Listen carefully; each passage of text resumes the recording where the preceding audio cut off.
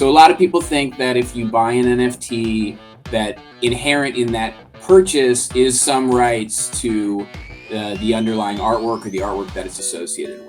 NFTs have become popular because they let you own a digital item, but just how much do you actually own? Let's clear up some of these NFT rights questions with our No Bull Guide and say hello to technology and blockchain lawyer, Nick Politucci. Yeah, thank you for having me. When I buy an NFT, can I do whatever I want with it? Like, how do I know what rights come with the NFT? So a lot of people think that if you buy an NFT, that inherent in that purchase is some rights to the underlying artwork or the artwork that it's associated with.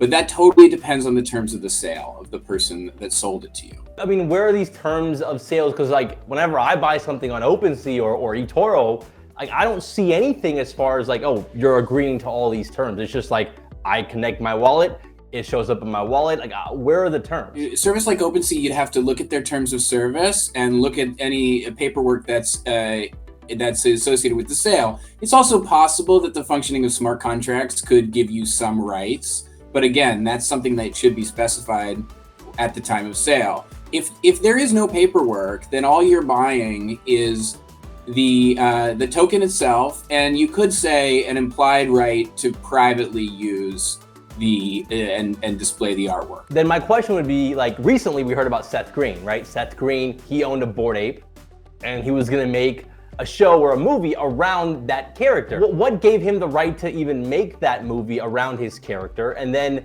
now that it's stolen, can he not make this movie anymore? The seller of Bored Apes is an organization called Yugo Labs, and there are terms related to their sales. And they do at least say that they transfer some IP rights along with the sale. So their position is that when you buy the token, you also have the rights to the individual artwork. IP also transferred when he lost the token. Does he have the right to create it after it's been transferred away from him?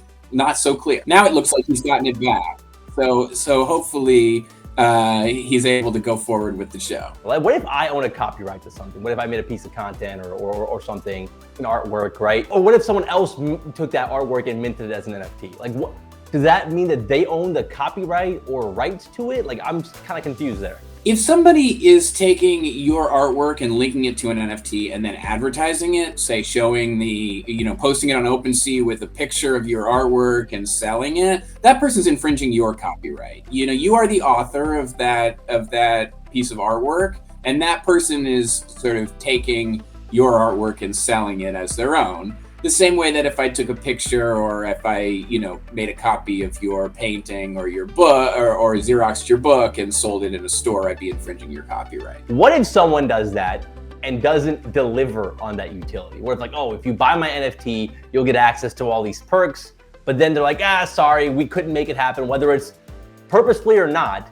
Is there any legal ramifications there? I mean, I suppose it's the same as any contract, right? So if you sell somebody an item and it includes a promise and you don't follow through, then yes, you could be sued the same way that if you signed a contract or if you sold a ticket, if you sold a concert ticket to somebody and then didn't provide the actual promised service. I really appreciate your insight on all this stuff.